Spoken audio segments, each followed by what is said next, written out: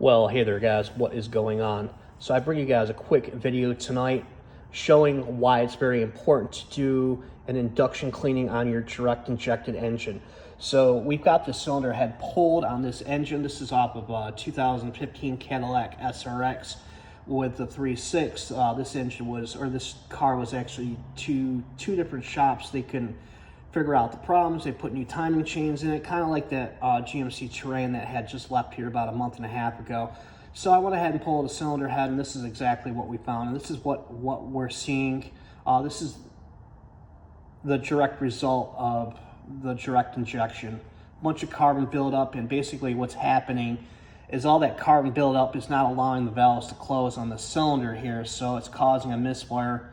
You did a compression test and it showed, low compression on that cylinder, but nothing wrong with the valves or anything like that. So we can